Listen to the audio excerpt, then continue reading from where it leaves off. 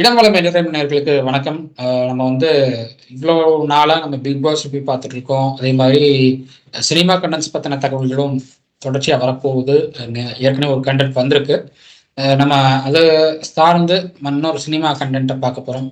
இன்னும் சொல்லப்போனால் இன்னும் சில வருடங்கள் பின்னோக்கி நம்ம போகலாம் அப்படின்னு சொல்லி பார்க்குறோம். கிட்டத்தட்ட ஒரு சில்வர் ஜூப்ளி பார்த்த படம் 175 நாட்கள் தமிழ்நாட்டை புரட்டி போட்ட ஒரு படம் அப்படின்னு சொல்லலாம். கமல் அவர்கள் நடித்த ஒரு மிகப்பெரிய வெற்றி படம் அது அப்படின்னு தான் சொல்லணும். ஸோ அந்த அளவுக்கு ஒரு வெற்றி படமா அது அமைஞ்சதுன்னு சொல்லலாம். ஒரு கைதியின் டைரி.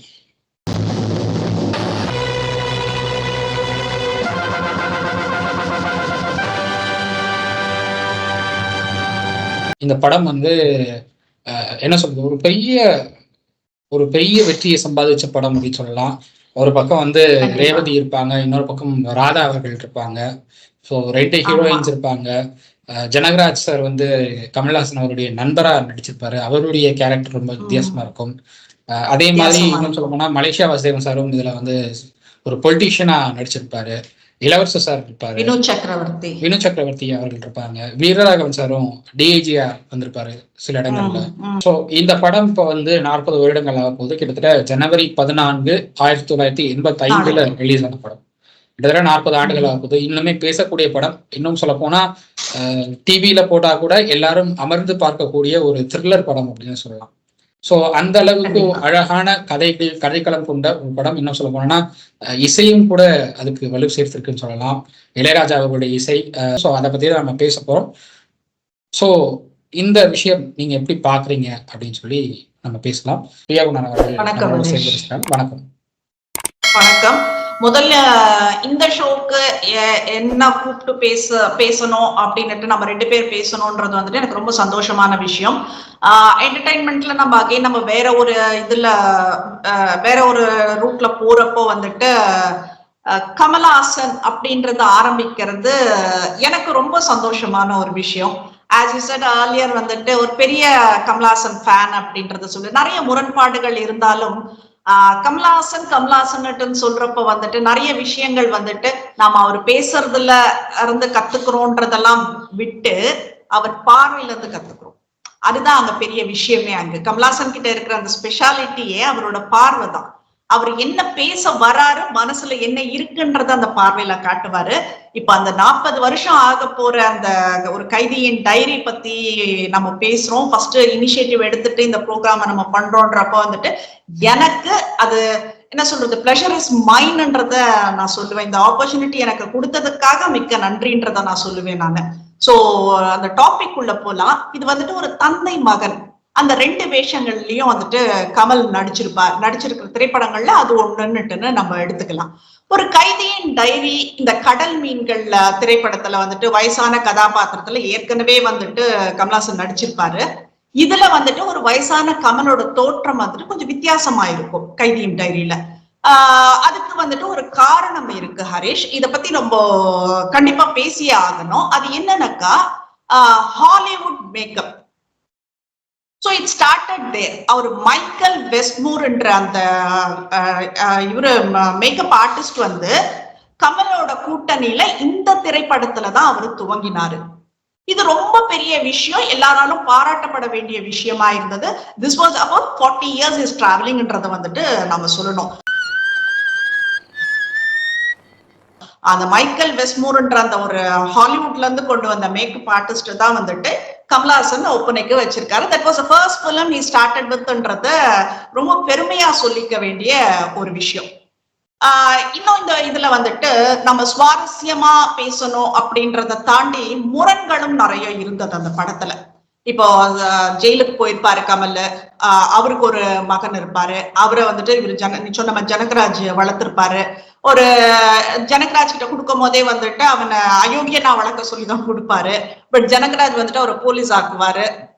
சோ இந்த மாதிரி நிறைய இருக்கும். இந்த ஒரு பக்கம் வந்துட்டு பழிவாங்க முயற்சியோட ஒரு கொலைவெறியோட அப்பா, இன்னொரு பக்கம் வந்துட்டு அவரை பிடிப்பதுக்கு துடிப்புடன் அலையிற ஒரு பையன். தனியா போகாதீங்க சார், அவங்க கும்பலா சேர்ந்துக்கிட்டு அட்டாக் பண்றாங்க. நம்ம ஃபுல் ஃபோர்ஸோட வந்து ரவுண்ட் அப் பண்ணுங்க சார். இந்த மாதிரி ஒரு விஷயம் தான் வந்துட்டு நாம அந்த 40 வருஷத்துக்கு முன்னாடி பார்த்தோம். த சேம் பேட்டர்ன் தான் சங்கர் இயக்கத்துல இந்தியன் திரைப்படம் எடுத்தாருன்றத நாம சொல்லியே ஆகணும் இந்த இடத்துல. சேம் திங், என்ன அதோட ஸ்டோரியோ இது வேறு விதமா எடுத்தாங்க. Might be lots of changes, Shankar அவரோட இது போட்டு எல்லாம் பண்ணினாரு. பட் நான் என்ன சொல்றது, கதையோட கரு அதுதான்றத நான் சொல்ல வரேன். சோ அடுத்தது வந்துட்டு நீ பார்த்தனா, இப்ப இவங்களுக்கு ஜூனியர் கமலுக்கு வந்துட்டு அந்த மகன் கமலுக்கு வந்துட்டு காதலியா ரேவதி நடிச்சிருப்பாங்க. நாங்கெல்லாம் அந்த காலத்துல அந்த படம் பாக்குறப்பெல்லாம் நாங்க ரேவதியாவே மாறிடுவோம். உன் பேர் என்ன? சாரதா. வயசு? 17. அப்பா பேர்? ராஜமாணிக்கம். தொழில்? DIG of police. கமலாசனுக்கு வந்துட்டு ஒரு ஜோடியா ஒரு ரேவதியா நினைச்செல்லாம் வாழ்ந்திருக்கோம் நாங்க. அந்த காலத்துல கமல் அவர்கள் சாக்லேட் பாய்ல. ஆமா, சாக்லேட் பாய் தான். நீங்க அப்புறம் மாதவனுக்கு தான் அந்த பேரை கொடுத்தீங்க சாக்லேட் பாய்னுட்டுன்னு. Is a dream boy actually Kamal Haasan sir. இவ்வளவு பெரிய லெஜெண்டை பத்தி பேசுறதெல்லாம் வந்துட்டு எனக்கே கொஞ்சம் புல் அரிக்குது. எனக்கு வந்துட்டு எனக்கு உண்மையிலேயே சொல்றேன், திஸ் ஆப்பர்ச்சுனிட்டி இஸ் என்ன சொல்றது, ஒரு பெரிய ட்ரெஷர்ன்றதை தான் நான் சொல்லுவேன் நான் இதை பத்தி பேசணும்ன்றது. அப்போ சோ ஒரு காலத்துல நாங்கெல்லாம் ரேவதியா தான் இருந்தோம்னு வச்சுக்கோங்க. அந்த படம் பார்த்து இப்போ விஜய் சேதுபதி பிக் பாஸ்ல ஒரு இது சொல்லியிருப்பாரு, அன்னைக்கெல்லாம் வந்துட்டு படம் பாக்குறதெல்லாம் வந்துட்டு தியேட்டர்ல வந்துச்சுனாக்கா பார்த்துட்டு அதோட முடிஞ்சிடும். பட் இன்னைக்கு அப்படி கிடையாது, ஓடிடில பார்க்கலாம், வீடியோஸ் எல்லாம் நிறைய இருக்கும்ன்றது சொன்னாரு. அதுதான் இப்ப நாங்க ஒரு தியேட்டர்ல போயிட்டு ஒரு படம் பார்த்துட்டு வந்தோம்னா எங்களுக்கு எல்லாம் 1 மாசம் ஆகும் அந்த ரேவதி கேரக்டர்ல இருந்து வெளியில வரதுக்கு. சோ நாங்க இந்த பக்கம் திரும்பினா ரேவதி மாதிரி திரும்புவோம், அந்த பக்கம் திரும்பினா ரேவதி மாதிரி திரும்புவோம். அந்த மாதிரி தான் நாங்க எங்களை ரேவதியா நினைச்சு எல்லாம் வாழ்ந்திருக்கோம் நாங்க. அதுல ரேவதி வந்துட்டு ஏன் என்ன பார்க்க வரல அப்படின்னுட்டு கமலாசனை தொடர்ந்து அந்த இம்சிக்கிறதெல்லாம் வந்துட்டு ரொம்ப நல்லா இருக்கும். அதெல்லாம் வந்து ரொம்ப கியூட்டா இருக்கும். இன்னும் ரேவதி எல்லாம் சொல்லவே தேவையில்ல, அந்த கியூட்னஸ் பாக்குறதுக்கு துருன்னு இருப்பாங்க. அண்ட் அது எனக்கு தெரிஞ்ச ஒரு 19 வயசு 20 வயசு தான் இருக்கும்னு நினைக்கிறேன் ரேவதி உங்களுக்கு அந்த டைம்ல. ஓகே, ரொம்ப துருன்னு இருப்பாங்க. அவங்களுடைய கேரக்டர் எப்படின்னா, இவர் ஒரு வேலையில இருப்பாரு, இவருக்கு ஒரு வேலை அசைன் பண்ணிருப்பாங்க, அந்த வேலையை எப்படி கெடுக்கிறதுங்கிறது தான் அவங்களுடைய வேலையா இருக்கும். ஓகே, மணி என்ன 1 மணிக்கு என் கூட சாப்பிட வரதா சொன்னீங்க, என்னாச்சு? இதுல நான் டிஐஜியோட பொண்ணு, இந்த பில்டிங்ல நான் வச்சதுதான் சட்டம் நட்டுன்னு பாக்குறவங்க கிட்ட எல்லாம் வந்துட்டு ஒரு ஜாலியா ஒரு ஆலம்பரம் எல்லாம் ரொம்ப செமையா இருக்கு. அது அந்த கியூட்னஸ், அந்த சுட்டித்தனம் எல்லாம் ரேவதி தவிர யாருக்கும் வராது, அவ்வளவு அழகா பண்ண வராது. எனக்கு தெரிஞ்சு பையன் கமலாசன் விட அப்பா கமலாசன் கூட தான் வந்துட்டு அந்த காம்பினேஷன் ரொம்ப சூப்பரா இருந்ததுன்னே சொல்லணும். அங்கிள் நட்டுன்னு பேச ஆரம்பிச்சது, அதுக்கப்புறம் வந்துட்டு ஒரு பிளாஷ்பேக் நட்டுன்னு தெரிஞ்சதுக்கு அப்புறம் ரொம்ப கண்ணெல்லாம் கலங்கிட்டு நீங்க செய்யறது தப்பா தெரியலையா நட்டுன்னு அந்த மனசு மாறுறது இருக்கட்டும். அதுக்கப்புறம் வந்துட்டு அவர் தான் வந்துட்டு தன் லவ் பண்ற பையனோட அப்பா நட்டுன்னு தெரிஞ்சதுக்கு அப்புறம் மாமா உங்க ஆசீர்வாதம் எனக்கு வேணும்னுட்டுன்னு அந்த உருக்கமான இதாகட்டும், எல்லாமே வந்துட்டு ரேவதி அவ்வளோ கியூட்டா பண்ணிருப்பாங்க பாக்குறதுக்கு. அந்த ரேவதியோட கியூட்னஸ் எல்லாம் எப்படி இருக்கும் ஹரிஷ்? இல்ல அதுதான் பாக்குறதுக்கு துருன்னு இருப்பாங்க. எனக்கு தெரிஞ்சு அது 19-20 வயசு தான் நினைக்கிறேன் அவங்க அந்த படம் பண்ணும்போது. ஸோ அந்த டைம்ல இவ்வளவு பெரிய ஒரு கேரக்டர் எடுத்து பண்றாங்கிறது என்னை பொறுத்தவரை பெரிய விஷயம். ஏன்னா அந்த வயசுல இவ்வளவு பெரிய கேரக்டர், அதுவும் அந்த டைம்ல 85 அப்படிங்கிறது அந்த டைம்ல அது இன்னுமே ரொம்ப பெரிய விஷயம். அது ஒரு பெரிய வளர்ந்து வந்து ஒரு ஸ்டாரா ஷைனிங் ஆகிட்டு இருக்கிற ஒருத்தரோட பண்றதுங்கிறது ரொம்ப பெரிய விஷயம். அதை ரேவதி அவங்க வந்து பண்ணியிருக்காங்க அப்படிங்கிறது பாக்குறதுக்கு அழகா இருந்தது. அண்ட் மோர் ஓவர் அவங்களுடைய கேரக்டரே வந்து இவர் ஏதாவது ஒரு வேலையை அசைன் பண்ணியிருப்பாங்க, போலீஸ் டிபார்ட்மெண்ட்ல இவர் ஒரு வேலையை அசைன் பண்ணியிருப்பாங்க, டிஐஜி ஒரு வேலை கொடுத்துருப்பாரு, அதை பார்க்க விட மாட்டாங்க. என்னை எப்ப பார்க்க வருவேன், அதுதான் இவங்ககிட்ட அந்த கேள்வியா இருக்கும். அண்ட் கமல் சார் வந்து அவரோட அந்த தந்தை கேரக்டர்ல, அப்பாவோட கேரக்டர்ல டிஐஜி ஆபீஸ்ல போய் உட்காந்துருப்பாரு. அங்க உட்காந்துருக்கும் போதும் ஒரு இடிச்சுட்டு போயிடுவாரு, யாருன்னே தெரியாம கமல்ஹாசன் கண்டுபிடிச்சிருவாரு, பையன் கண்டுபிடிச்சிருவான் அப்படின்னு சொல்லி. அப்பா வந்து அந்த கிளைமேக்ஸ் சீனுக்கு முந்தின சீன் நினைக்கிறேன், இடிச்சுட்டு போவாரு. நான் யார் தெரியுமா, டிஐஜியோட பொண்ணு, நான் சொல்றதா இங்க சட்டம், நான் சொல்றதா இந்த பில்டிங்லயே எல்லாரும் கேட்பாங்க அப்படின்னு சொல்லிட்டு ஒரு கான்ஸ்டபிள் பார்த்து நான் சொல்றதுதானே கேட்பீங்க அப்படின்னு சொல்லி அந்த கேள்வி கேட்கறதாகட்டும், அந்த என்ன சொல்றது டைலாக் டெலிவரி அவ்வளவு அழகா இருக்கும், அவங்க பேசுறதெல்லாம் அவ்வளவு அழகா இருக்கும். அதுதான் இங்க நான் ஆடுவேன், பாடுவேன், குதிப்பேன், காரிடோர்ல கட்டம் போட்டு பாண்டி கூட ஆடுவேன். அந்த என்ன சொல்றது, கமலஹாசனுக்கு நம்ம என்ன சொல்றோமோ அந்த கண்கள் பேசும்னு, ரேவதிக்கும் அந்த கண்கள் அழகா பேசும். அது ரொம்ப இதுவா இருந்தது. இன்னொன்னு வந்துட்டு இவரு பாரதி ராஜாவோட அடையாளமே வந்துட்டு இந்த கிராமத்து பின்னணி தான். என் இனிய தமிழ் மக்களேன்றதுதான் வந்துட்டு அவரோட இது. தொடர்ந்து கிராமத்து பாணியில தான் வந்துட்டு அவரோட திரைப்படங்கள் எல்லாம் வந்துட்டு ஒரு சில்வர் ஜூப்ளி அப்படின்ற ஒரு சாதனையே வந்துட்டு படைச்சிருக்கு. அவர் நினைச்சிருந்தாக்கா வந்துட்டு அவரோட பயணத்தை அப்படியே தொடர்ந்து இருக்கலாம். ஆனா படப்பிடிப்பு வந்துட்டு வேற ஏதாச்சும் பண்ணணும்னுட்டு வந்து ஏதோ ஒண்ணு செய்ய போய் தான் வந்துட்டு இந்த புரட்சி செஞ்சிருக்காரு அப்படின்றத சொல்லணும். இன்னொரு விஷயம் அவர் பண்ணது சிகப்பு ரோஜாக்கள், நம்ம இன்னொரு இதுல நம்ம பேசலாம். ஏன்னா அது ஒரு சைக்காலஜிக்கல் த்ரில்லர் உருவாக்கி இருந்தாரு. இப்ப இந்த மாதிரி விஷயங்கள் எல்லாம் பண்றப்போ வந்துட்டு அந்த சைக்காலஜிக்கல் த்ரில்லர்னுட்டுன்னு அந்த கிராமத்து இதுல இருந்து வந்துட்டு அதுக்கப்புறம் இதெல்லாம் பண்ணது வந்துட்டு ரொம்ப அழகா இருந்தது. பாரதி ராஜாவின் படைப்பு அப்படின்றது வந்துட்டு ரொம்ப பெருமையா சொல்லிக்கிற விஷயமா இருந்தது. இதே படத்தை பாக்கியராஜ் வந்துட்டு அமிதாப் பச்சனை வச்சு எடுக்கிறாரு. ஆக்ரி ரஸ்தான்னுட்டுன்னு அதுக்கு பேரு இவர் பாக்கியராஜ் வச்சு பண்ணினாரு. பட் சிமிலாரிட்டிஸ் இருந்தாலும் கொஞ்சம் கொஞ்சம் வந்துட்டு இதுவா இருந்தது அப்படின்றதுதான் சொல்லணும்.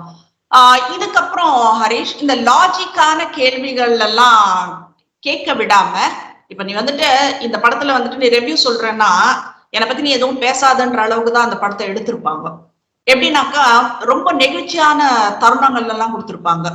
ஒரு டிஐஜியோட பொண்ணு ரேவதி வந்துட்டு கமல் அந்த கொலைக்காரரை வந்துட்டு தன் வீட்லயே வச்சிருப்பாங்க, அடைக்கலம் கொடுத்து வச்சிருப்பாங்க. அது சட்டப்படி வந்துட்டு தப்பு தான் இல்லையா? அது நம்ம சட்டம்னு எடுத்துக்கிட்டா அது தப்பு. ஆனா அதை செய்யறதுல வந்துட்டு தப்பு இல்லைன்னு சொல்ற வகையில உணர்ச்சி அதுல வந்துட்டு வின் பண்ணிருக்கும். அந்த மாதிரி ஒரு சம்பவத்துல வந்துட்டு உணர்ச்சி விளையாடி இருக்கும். சோ இதுதான் சொல்றேன், ஒரு கதைனாக்க கதை அவ்வளவுதான். அது திரைக்கதை அமைப்பதுலதான் வந்துட்டு அதுல அவ்வளோ இது இருக்கு விஷயங்கள். இப்போ ஒருத்தன் போறான் அப்படின்னு சொல்றதுதான் கதை. ஆனா அவன் போறப்போ யோசனையோட எங்கேயோ பார்த்துட்டு காக்கா குருவிகள் சத்தம் எல்லாம் வருது, அங்க இருந்து அவன் ஒரு ஸ்டெப் அந்த ஷூ எடுத்து வைக்கிறது, இல்ல வெறும் காலை எடுத்து இந்த மாதிரி எல்லாம் கொண்டு வர்றதுதான் திரைக்கதை.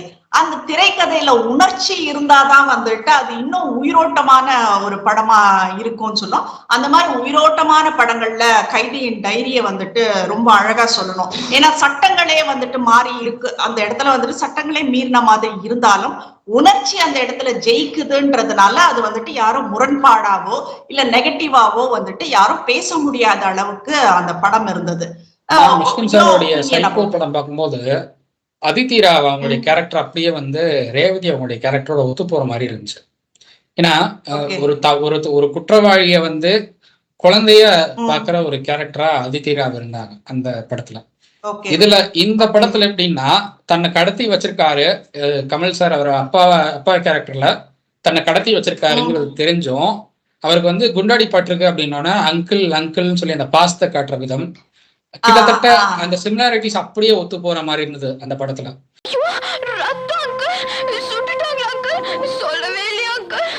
பட் இதுக்கும் அதுக்குமான ஒற்றுமை என்ன அப்படின்னு எனக்கு தெரியல. பட் ஸ்டில் அந்த சிமிலாரிட்டிஸ், கேரக்டர் சிமிலாரிட்டிஸ் அப்படியே தான் இருக்கு. கேரக்டர் சிமிலாரிட்டிஸ் இருந்தது. இன்னொன்னு வந்துட்டு இன்னொரு விஷயம் அதுல வந்துட்டு நீ கேள்வியே கேட்க முடியாது. இந்த டாக்டர் உன்னிகிருஷ்ணன் வந்துட்டு அவர் அந்த டேவிட்ன்ற கேரக்டருக்கு போன்ல பேசுறாரு. அந்த ஒரு சீன்ல என்ன ஆகும்னாக்கா அவர் கேட்பாரு, நான் இங்க இருப்பது உனக்கு இங்க இருக்கன்னுட்டுன்னு உனக்கு எப்படி தெரியும் அப்படின்னுட்டுன்னு கேட்கிறாரு. டாக்டர் கேட்பாரு அந்த இதுவ டேவிட் கிட்ட. அப்ப டேவிட் வந்து சொல்லுவாரு, பரீட்சித்து மகாராஜாவின் கதையை வந்துட்டு சொல்லி சமாளிப்பாரு. இப்போ அந்த இடத்துல டாக்டருக்கும் வந்துட்டு பதில் சொல்றது இல்ல, பாக்குற நமக்கும் வந்துட்டு அதுக்கு பதில் தேவையில்லை. நான் இங்க இருக்கிறது உனக்கு எப்படி தெரியும்? அந்த பரீட்சித்து மகாராஜாவோட கதையை சொல்லி இப்படித்தான் அப்படின்னுட்டு முடிச்சிடுறாங்க. சோ நம்மளுக்கும் வந்துட்டு இவர் எப்படி பார்த்தாரு, எப்படி தெரியும் இவருக்கு அப்படின்ற கேள்விகள் எல்லாம் நம்ம கேட்க முடியாது. அந்த அளவுக்கு ஒவ்வொன்றுமே வந்துட்டு நுணுக்கமாக ஆராய்ந்து மக்களின் உணர்வுகளை மதித்து அப்படி ஒரு படம் எடுத்தாங்கன்றது ரொம்ப பெருமையான விஷயம். இதுல நம்ம ராதாவை நம்ம பேசவே இல்லைன்னு நினைக்கிறேன் நானு. ராதா வந்துட்டு அப்பா கேரக்டரோட இது பேரா வராங்க. அப்பதான் வந்துட்டு இந்த பாட்டு ரொம்ப ஃபேமஸா இருந்தது, அந்த ஏபிசி நிவாசின்னு சொல்லிட்டு அவங்க அந்த பாட்டு. அது வந்துட்டு நீங்க படிச்சாதான் வந்துட்டு வாழ்க்கையே தொடருவோம் அப்படின்ற மாதிரி வந்துட்டு அந்த ஏபிசி நிவாசி சொல்லி கொடுக்கறது அதெல்லாம் ரொம்ப அழகா இருந்தது. எல்லாருமே அனுபவிச்சு வாணி ஜெயராம் அவங்களுடைய குரல், ஏசுதாஸ் அவருடைய குரல், அத இன்னுமே மெருகேற்றும் விதத்துல இளையராஜா அவருடைய மியூசிக்.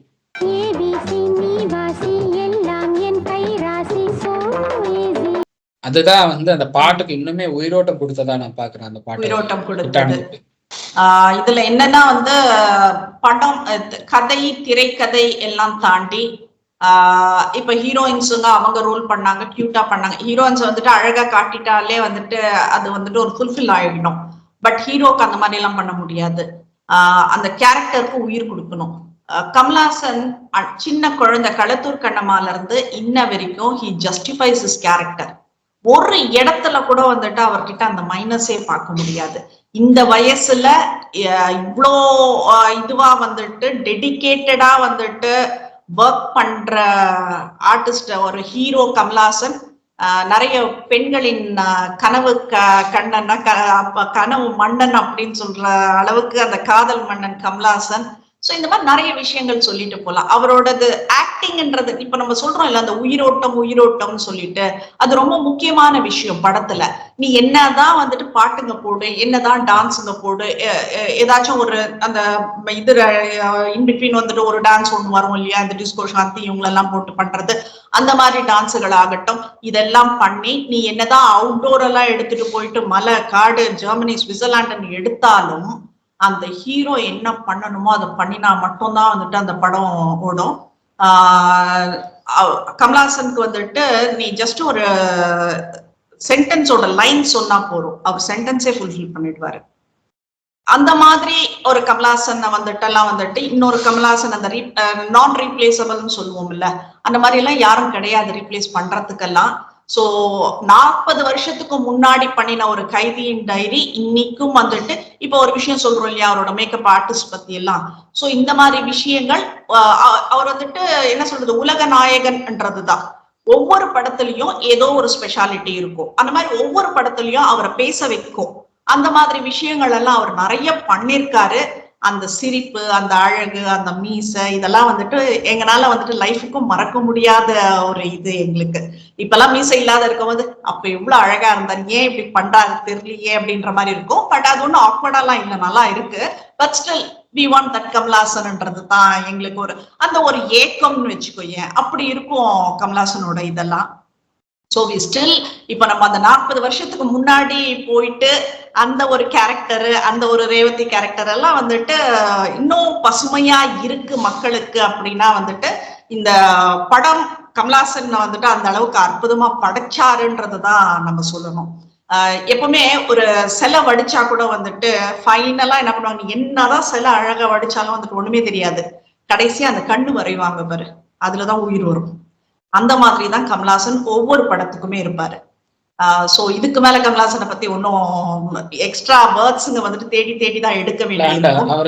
கமல் சார் வந்து நீங்க ஒரு படம் பண்றீங்க அப்படின்னா அந்த படத்துல நீங்க என்ன கத்துக்கிட்டீங்க அப்படின்னு கேட்டா அதுக்கும் நிறைய விளக்கங்கள் கொடுப்பாரு. ஏன்னா அவர் சொல்ற ஒவ்வொரு விஷயம் என்னன்னா, நான் வந்து மத்தவங்களுக்கு கற்றுக் கொடுக்கறத விட நான் கத்துக்கிறது என்ன அப்படிங்கறத நான் பார்ப்பேன் அப்படின்னு சொல்லுவாரு. ஸோ அதுதான் வந்து எல்லா சினி ஆர்டிஸ்டும், எல்லா டைரக்டர்ஸ் அண்ட் ப்ரொடியூசர்ஸ் எல்லாரும் கத்துக்க வேண்டிய ஒரு விஷயமா நான் பாக்குறேன்.